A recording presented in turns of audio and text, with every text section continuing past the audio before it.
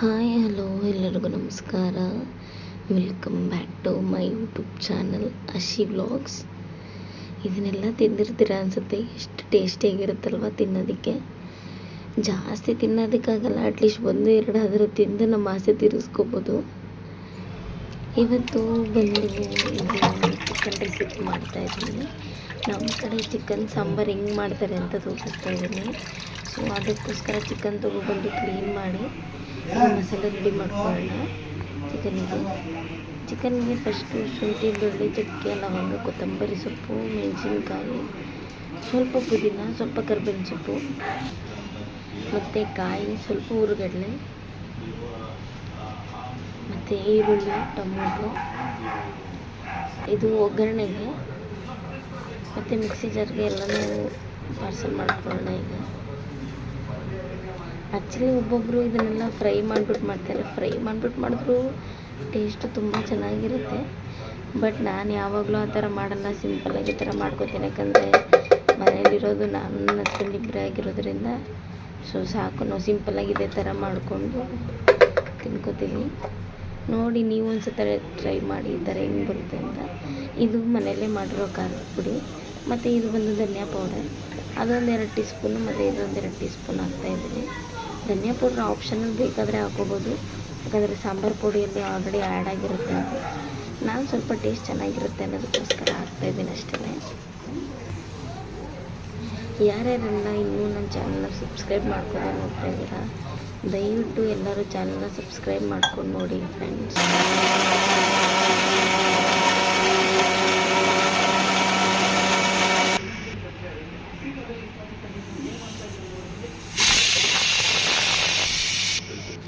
Finally mixie ಆಯಿತು, ಕುಕ್ಕರಲ್ಲಿ rice ಆಯಿತು.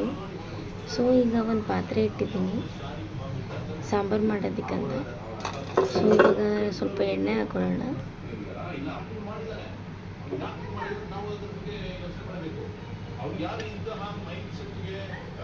ಸ್ವಲ್ಪ ಅಡುಗೆಗೆ ಎಷ್ಟು ಬೇಕು ಅಷ್ಟು ಎಣ್ಣೆ ಹಾಕ್ಕೊಳ್ಳಿ.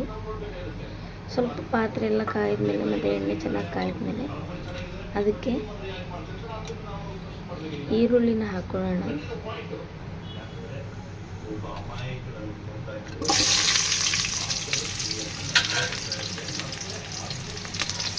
ಈರುಳ್ಳಿ ಸ್ವಲ್ಪ ಚೆನ್ನಾಗಿ ಕೆಂಪತ್ತ ಮಟ್ಟಿಗೆ ಸ್ವಲ್ಪ ಹುರಿದು, ಯಾಕಂದರೆ ಈರುಳ್ಳಿ ಜೊತೆ ಮುಂದೆ ಸಿಕ್ಕಾದರೆ ತುಂಬ ಟೇಸ್ಟಿಯಾಗಿರುತ್ತೆ.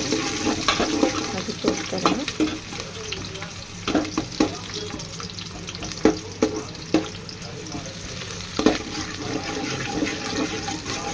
ಈರುಳ್ಳಿ ಚೆನ್ನಾಗಿ ಫ್ರೈ ಆಗಬೇಕು. ಈರುಳ್ಳಿ ಚೆನ್ನಾಗಿ ಎಷ್ಟು ಚೆನ್ನಾಗಿ ಫ್ರೈ ಆಗುತ್ತೋ ಅಷ್ಟು ಚೆನ್ನಾಗಿ ಅರೋಮ ಬರ್ತಾ ಇರುತ್ತೆ.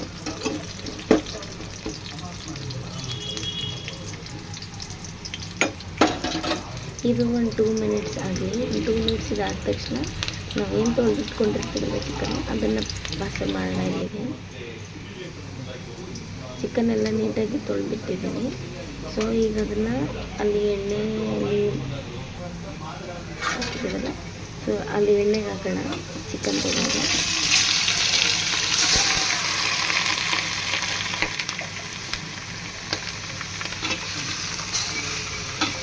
ಚಿಕನ್ ತಿನ್ನೋದಕ್ಕೆ ಏನು ಅಷ್ಟು ಇಷ್ಟಪಡಲ್ಲ, ಬಟ್ ಓಕೆ, ವೀಕ್ಲಿ ಒಂದು ಮಾಡಿಲ್ಲ ಅಂದರೆ ಸಮಾಧಾನ ಆಗಲ್ಲ. ಸೊ ಅದಕ್ಕೋಸ್ಕರ ಮಾಡ್ತೀನಿ. ನನ್ನ ಹಸ್ಬೆಂಡಿಗೆ ಬಂದು ಸ್ಯಾಟರ್ಡೇ ಸಂಡೇ ಲೀವ್ ಇರುತ್ತಲ್ವ, ಸೊ ನನಗಿಂತ ಜಾಸ್ತಿ ಅವ್ರಿಗೆ ಚಿಕನ್ ಅಂದರೆ ತುಂಬ ಇಷ್ಟ. ರಜೆ ಬಿಟ್ಟು ಮನೇಲಿದ್ದಾಗೆಲ್ಲ ಚಿಕನ್ ಅಂತ ಮಾಡ್ತಾಯಿರ್ತಾರೆ. ನೆಕ್ಸ್ಟು ಚಿಕನ್ ಹಾಕ್ಕೊಂಡ ತಕ್ಷಣ ಸ್ವಲ್ಪ ರುಚಿಗೆ ತಕ್ಕಷ್ಟು ಉಪ್ಪು ಹಾಕೊಳ್ಳಿ. ನಿಮ್ಮ ಅಳತೆಗೆ ಎಷ್ಟು ಬೇಕು ಅಷ್ಟು ಉಪ್ಪು ಹಾಕೊಳ್ಳಿ. ಚಿಕನ್ ಚೆನ್ನಾಗಿ ಫ್ರೈ ಆಗಬೇಕು ಗೈಸ್, ಅಲ್ಲಿ ತನಕನೂ ಬೇಯಿಸ್ಬೇಕು. ಮತ್ತು ಸ್ವಲ್ಪ ಅರಿಶಿನ ಪುಡಿ ಹಾಕೋಣ ಇದಕ್ಕೆಲ್ಲ.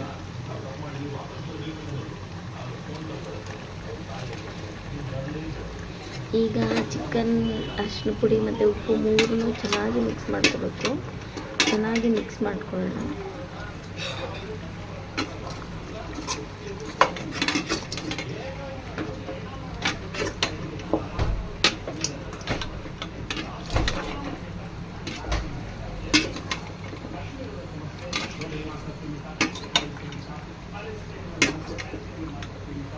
ನನ್ನ ಮಗಳಿಗೆ ಕೋಳಿ ಕಾಲು ತುಂಬ ಇಷ್ಟ ಅಂತ ಅದನ್ನು ಕೂಡ ತೊಗೊಬರ್ತಾರೆ. ಅವಳು ಅದೊಂದೇ ತಿನ್ನೋದು, ಬೇರೆ ಏನು ಅಷ್ಟಷ್ಟು ಆಸೆ ಪಡಲ್ಲ.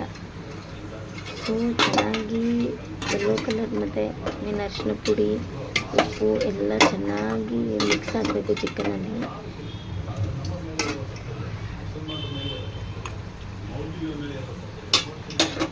ಈ ಥರ ಮಿಕ್ಸ್ ಮಾಡಿ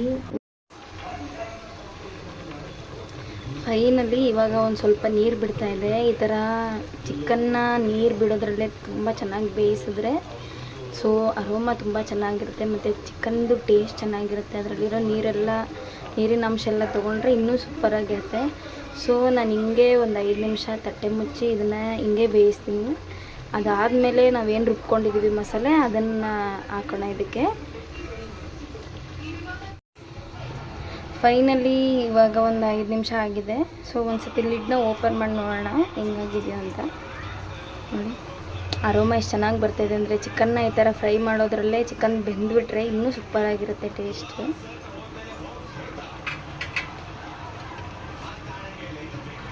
ಸೊ ಕುದೀತಾ ಇರೋ ಟೇಸ್ಟ್ ಕೇಳಿಸ್ತಾ ಇದೆ ಅಲ್ವಾ.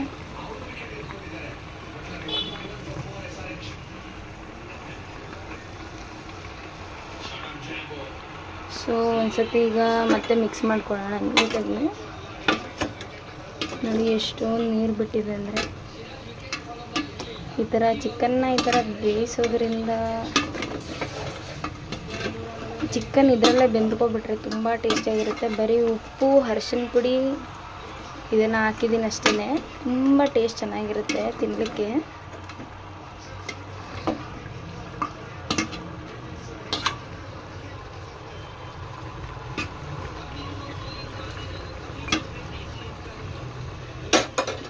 ಸೊ ಒಂದು 2 ನಿಮಿಷ ಬಿಟ್ಟು ಮತ್ತೆ ಇದನ್ನು ಮಸಾಲೆ ಹಾಕ್ಬಿಡೋಣ ಈಗ. ಸೊ ಫೈನಲ್ ಈಗ ಮಸಾಲೆ ಹಾಕಾಯಿತು. ಈಗ ಒಂದು ಸತಿ ಮಿಕ್ಸ್ ಮಾಡ್ಕೊಬಿಡೋಣ ನೀಟಾಗೆಲ್ಲ. ನಾನು ಆ್ಯಕ್ಚುಲಿ ತುಂಬ ಗಟ್ಟಿಯಾಗಿದ್ದರೆ ಸಾಂಬಾರು ಟೇಸ್ಟಿನೇ ಇರಲ್ಲ. ಸ್ವಲ್ಪ ಎಲ್ಲ ಮಸಾಲೆ ಎಲ್ಲ ಮಿಕ್ಸ್ ಮಾಡಿಕೊಂಡು ಇದಕ್ಕೆ ಎಷ್ಟು ಬೇಕು ಅಷ್ಟು ಕನ್ಸಿಸ್ಟೆನ್ಸಿ ನೋಡಿಕೊಂಡು ನೀರು ಹಾಕೊಳ್ಳೋಣ. ಸೊ ಫೈನಲಿ ಈಗ ನೀರೆಲ್ಲ ಹಾಕಾಗಿದೆ. ಕನ್ಸಿಸ್ಟೆನ್ಸಿ ಇಷ್ಟ ಆಗಿದೆ. ತುಂಬ ಗಟ್ಟಿಯಾಗಿದ್ದರೆ ಸಾಂಬಾರು ಚೆನ್ನಾಗಾಗಲ್ಲ. ಸೊ ಕುದಿಯೋ ತನಕ ವೆಯ್ಟ್ ಮಾಡೋಣ. ಪ್ಲೇಟ್ನ ಕ್ಲೋಸ್ ಮಾಡಿದ್ದೀನಿ. ಇನ್ನೊಂದು 5 ಮಿನಿಟ್ಸ್ ಬಿಟ್ಟು ನೋಡೋಣ. ಸೊ ಫೈನಲಿ ಇವಾಗ ಕುದಿ ಬರ್ತಾಯಿದೆ, ನೋಡ್ತಾ ಇದ್ದೀರ ಅಲ್ಲಿ ಹೊಗೆ ಬರ್ತಾಯಿದೆ. ಸೊ ಇವಾಗ ಇದನ್ನು ಓಪನ್ ಮಾಡೋಣ. ಸಾಂಬಾರಂತೂ ಘಮ ಘಮ ಅಂತ ಇದೆ.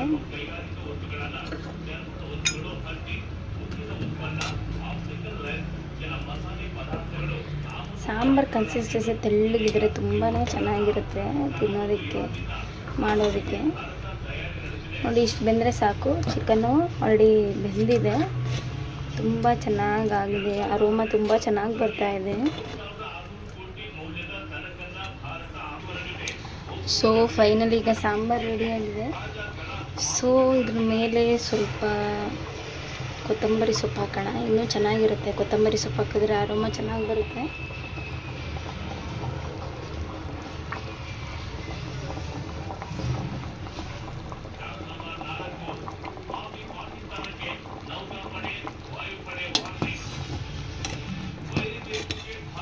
So finally chicken sambar ready ಆಗಿದೆ.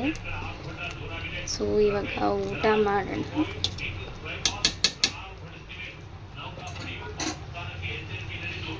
ಈ ವಿಡಿಯೋನ ಯಾರು ನೋಡ್ತೀರಾ ಅವರಿಗೂ ಈ ರೆಸಿಪಿನ ಟ್ರೈ ಮಾಡಿ ಹೆಂಗೆ ಬಂದಿತ್ತು ಅಂತ ಕಮೆಂಟ್ ಮಾಡಿ. Keep watching. Thank you.